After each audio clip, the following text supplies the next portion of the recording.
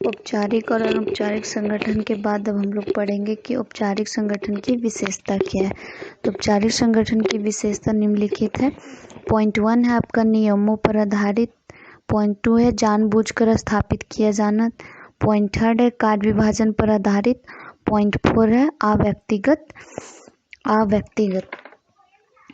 और इसके अंतर्गत इसका गुण भी पढ़ेंगे और अगुण भी पढ़ेंगे। तो पहले हम लोग पढ़ते हैं कि औपचारिक संगठन की विशेषता। पॉइंट 1 नियमों पर आधारित।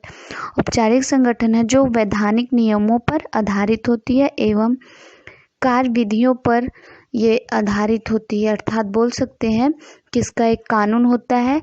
ये कानून नियम के आधार पर स्थापित किया जाता है, जो कि औपचारिक संगठन नियमों पर आधारित होती है। पॉइंट 2 है आपका जानबूझकर स्थापित किया जाना। औपचारिक संगठन है ये जब स्थापना की जाती है, ये जानबूझकर स्थापित की जाती है और सभी लक्ष्य एवं उद्देश्य को प्राप्त करने के लिए ये जानबूझकर स्थापित किया जाता है। ये नेक्स्ट है आपका कि कार्य विभाजन पर आधारित। कार्य विभाजन का अर्थ होता है कि जब अधिक कार्य हो उस व्यक्तियों के समूह में बांटकर करना या कार्य का पृथक करना ही कार्य विभाजन कहलाता है। औपचारिक संगठन के मुख्य आधार कार्य विभाजन होता है, जिसके आधार पर ही संगठन के सभी लोग एवं दूसरे से संबंधित होते हैं।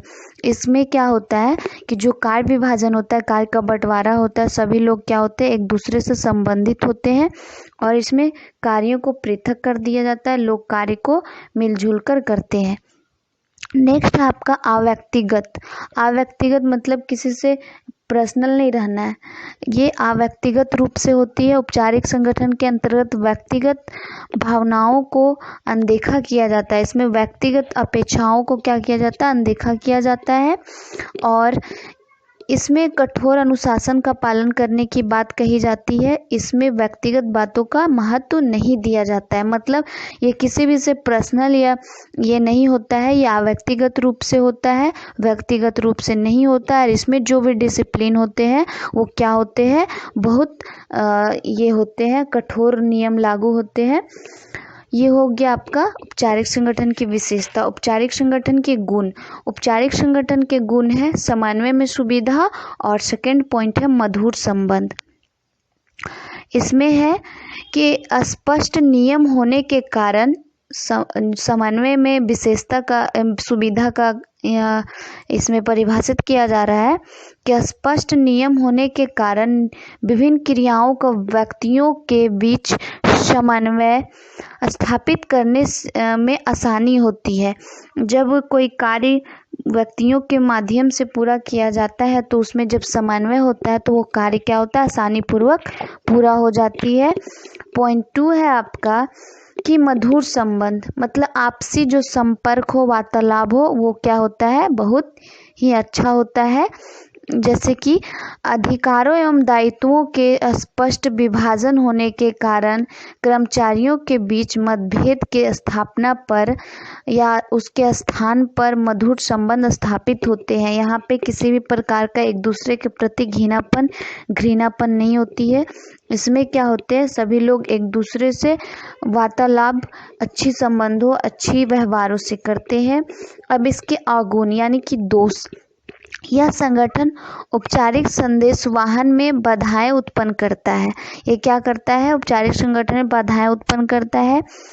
इसमें अधिकारों और अधीनस्थों की संबंध तनाव पूर्व होने के स्वभाव रहती है या संभावना रहती है। इसमें अधिकारों और क्या है, अधीनस्थों की संबंध तनाव पूर्व होने का संभावना रहती है। इसमें इसका नेक्स्ट और लास्ट पॉइंट है, इसमें समन्वय स्थापित करने के लिए कठिनाइयों का सामना करना पड़ता है। इसमें समन्वय स्थापित करने के लिए कठिनाइयों का स्थापना करना पड़ता है। अब आते हैं अनौपचारिक संगठन की विशेषता। अनौपचारिक संगठन की विशेषता है अनौपचारिक संगठन की स्थापना स्वतः उत्पन्न होती है। पॉइंट 2 है यह सामाजिक संगठन होता है जिसकी स्थापना व्यक्तिगत आवश्यकताओं की पूर्ति के लिए की जाती है, समाज के हित के लिए कार्य की जाती है, समाज के कल्याण के लिए कार्य की जाती है। नेक्स्ट है प्रबंध की सभी स्तरों पर अनौपचारिक संगठन विद्यमान रूप से होती है। विद्यमान का अर्थ होता है कि पहले से ही उपलब्ध होना। नेक्स्ट और लास्ट पॉइंट है इसमें कभी कभी नियमों को बदला जा सकता है, इसमें कभी कभी नियमों को बदला जा सकता है और ये परिवर्तन भी हो सकते हैं। तो अनौपचारिक संगठन का गुण है इसमें कि ये अनौपचारिक संगठन के कमियों की पूर्ति करते हैं, अनौपचारिक संगठन की कमियों को पूर्ति करते हैं। इनके होने वाले संगठन में कर्मचारी एवं प्रबंधकों के बीच पारस्परिक संबंध होता है। इससे कर्मचारियों को संतुष्टि प्राप्ति होती है। ऐसे संगठनों में सहयोग की भावना प्रबल होती है और इसमें सहायता करने की भावना भी होती है। इसके अवगुण है, ये संगठन प्रबंधकों द्वारा किए जाने वाले परिवर्तनों तथा उत्पाद वृद्धि के प्रयासों का विरोध करते हैं। नेक्स्ट है, ये संगठन अफवाहें फैलाते हैं जिसके कारण लोग में अनावश्यक भ्रम उत्पन्न हो जाती है। ये समाज के कल्याण के लिए कार्य करते हैं, लेकिन कुछ कार्य का ये अफवाह भी फैला देते हैं जिसमें लोग विश्वास भी कर लेते हैं, कभी कभी भ्रम में भी आ जाते हैं जिसमें भ्रम उत्पन्न हो जाता है। ये संगठन कभी कभी विनाशकारी के स्वभाव उत्पन्न करती है। ये कभी कभी क्या होते हैं, लोगों को हानि भी पहुंचा सकती है। अनौपचारिक संगठन अस्थायी एवं अल्प आयु वाले होते हैं। इसमें क्या होता है कि कोई भी जो संगठन होता है इसमें अस्थायी होता है, अस्थायी नहीं होता, और ये कम उम्र के लिए होती है, मतलब कि अल्पकालीन, सबसे कम समय के लिए होती है। इसी के नेक्स्ट हम लोग पढ़ेंगे कि संगठन से होने वाले लाभ को लिखिए। संगठन से होने वाले लाभ को लिखिए। संगठन से होने वाले लाभ 5 है।